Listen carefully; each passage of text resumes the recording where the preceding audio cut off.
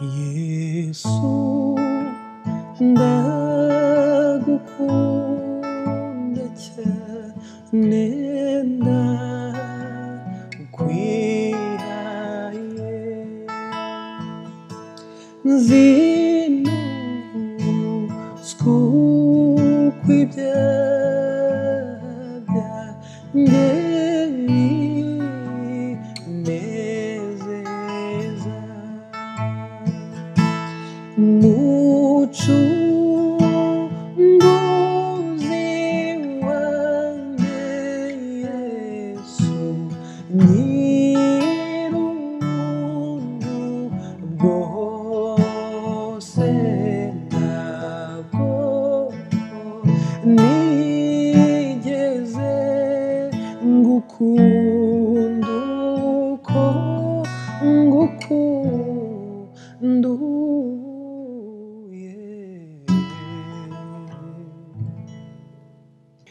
amazina ni Joshua Ishimwe nkaba ndi umuramyi mu njyana ya gakondo. Joshua ni umusore navuga udakuze cyane w'ingaragu, nkaba mvuka mu muryango ndi umwana umwe, nkaba nkora umurimo w'Imana, kuramya Imana no guhimbaza Imana mu itorero rya ADEPR, aho nsengera akaba ari Kabeza Samuduha. Icyatumye niyumva mu njyana ya gakondo ni uko cyambere nkunda umuco wacu, nkunda umuco w'Abanyarwanda. So nararibye ndavuga mbona yuko muri gospel yo mu Rwanda injyana nyinshi zikoreshwa ari injyana zisanzwe za kizungu, niba nabyita uko. Mbona ko kuri gakondo bisa nkaho idakora cyane. Harimo abayikora turabashimira cyane, harimo uwitwa Ivangenzi, ariko naravuze ni why not nanjye nashiramo akanjye, noneho ko munabonye ko mbigerageza nanjye nkaba nagira icyo nanga ku njyana ya gakondo. Joshua ubu ngubu afite indirimbo ebyiri, Yesu ndagukunda n'amasezerano. Akaba ari indirimbo abantu basanzwe bazi, ariko tukaba twarazibasubiyemo mu njyana ya gakondo kugira ngo bumve uburyohe bwo kuramya Imana no guhimbaza Imana mu njyana yacu ya gakondo. Iya mbere niyo nari maze kubaririmbira, Yesu ndagukunda.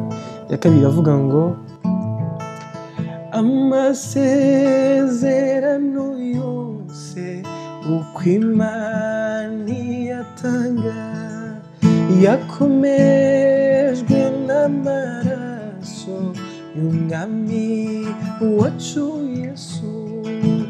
Isi n'ibizabaho n'ijuru rikavaho, uwizera azabona ayo masezerano. Uri Imana itabasha kubeshya, uri Imana isohoza amasezerano, uri Imana itabasha kubeshya, uri Imana isohoza amasezerano.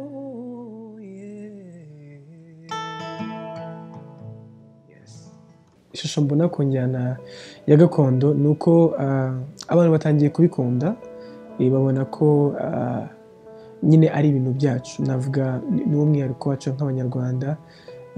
Njya nkunda kubivuga nk'uko tujya tubona indirimbo Abanyarwanda bajya basubiramo, ukabona bazanye indirimbo yo muri South Africa, iriya style yo muri South Africa, bakayizana bakaba bayikora indirimbo y'Ikinyarwanda. Mbona yuko no mu myaka iri imbere abanyamahanga bazajya bafata injyana yacu bakaba nabo bayikora mu ndirimbo zabo. Niyo shusho mbibonamo, ni nacyo cyifuzo mfite, nibyo ndi gusengera kugira ngo natwe turusheho kwamamaza izina ry'Imana, ariko binanyuze no mu muco wacu, mu bintu byacu by'umwihariko. Yes. Umuntu mfatira icyitegererezo muri njyana gakondo ni umuvandimwe twakoranye igihe kinini cyane, ari nawe wagiye abimpushingamo cyane, namubabwiye Ivangenzi. Yes, muri njyana ya gakondo kabisa, I really appreciate him. Yes. Iyo mbyutse indirimbo ikunda kunzamo kari nyinshi, sinzi biterwa n'ibihe ndimo. Hari igihe mba ndi mu bihe navuga byo gusenga, ari indirimbo ishobora kunzamo nka Yesu ndagukunda, ngira nkibuka urukundo rwa Yesu nawe ndashaka kumukunda. Niyo ndi mu bihe bya seremoni, amasezerano ishobora kunzamo nkavuga amasezerano uko Imana yambwiye se ari kugenda asohora, nkabibonesha amaso yanjye, nkavuga ni Imana itabasha kubeshya, ni Imana isohoza amasezerano. Mu ndirimbo z'umuhanzi Ivangenzi nkunda harimo iyitwa Ngwino ku meza y'umwami, hanyuma hakaba n'indi yitwa Nahemuka ivuga yarambwiye ko atazamemukira, yarambwiye ko azamba hafi, yarambwiye ndabyizera umukunzi wanjye Nahemuka abishimirwe. Yabyerekanishije inkovu igorogota ku musaraba, azukana intsinzi tubona gukira, turamwizera umwami abishimirwe. Indi mpano yindi ifite, njya mbwiriza ubutumwa, nkeka yuko nayo ari indi mpano. Kubana tubaganira ku ijambo ry'Imana, gusenga. Apart yuko indirimbo zihimbaza Imana, njyana nakora indirimbo zo mu misango, navuga mu madote. Abantu bazi amakwe, amadote akenshi bakunda kumbonamo cyane. Ni indirimbo zitaba ziri kure cyane y'iby'Imana, ariko zishingiye ku misango tuba turimo yo gusaba no gukwa umugeni. Yes. Hanyuma navuga ko ari indirimbo z'ibitaramo, noneho njye n'akarusho nzivanga n'izo guhimbaza Imana, ariko muri ya njyana n'ubundi ya gakondo. Arivuga ngo ni musani wabo, tukamusani wabo.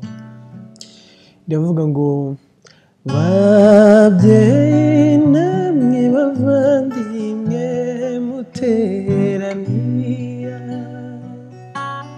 mvura dutaramanye mwese, muze tuvuze impundu ziturwemo inganzima, nzira kuru twese twamwimiki, tumuteteshe ijoro rike, tumuririmbe bimunyure, tuvuge ikirangakwezi cyicaro cy'abakobwa, umwari utagira umwaga, umwangavu wariboye, umutoni we twese. Yes, ibintu nk'ibyo. Challenge navuga nahuye nazo harimo inziza, biba nazita uko, kubera ko abantu benshi bagiye banyereka ko bashyigikiye. Ni ukuvuga ngo uburyo ibintu nabifataga numvaga bitari buze gufata intera nk'iyo biriho, ariko kubera yuko nyine navuga ari injyana yacu, navuga ko birimo umwihariko, abantu nabonye babishyigikira cyane. Nahuye na challenge nziza kuko naho feedback nziza ntari naniteze, ariko yes, nibyo numva navuga. Ni ukuvuga ngo icyo abantu bagomba kwitega turi kubategurira ni uko icya mbere turimo turategura projet nini cyane na team nkorana nayo, nanayishimira cyane. Ni ukuvuga ngo turimo turasubiramo indirimbo abantu basanzwe bazi, ariko tukabikora mu njyana ya gakondo. Ikindi ni ukuvuga ngo natwe turimo turakora kuri album yacu, ku ndirimbo zacu, noneho abantu batazi, noneho navuga zacu tuzakora nazo. Ni album, navuga ko ari album nini nayo turimo turakora, ariko tugenda tubahereza gake gake. Banyarukire kuri YouTube channel yacu, bakore subscribe, bitegure kubona ibyo byiza turimo tubategurira. Ijambo nabwira abantu badukurikirana umunsi ku wundi, cya mbere ni ukubasabira umugisha ku Mana. Imana ibaha umugisha.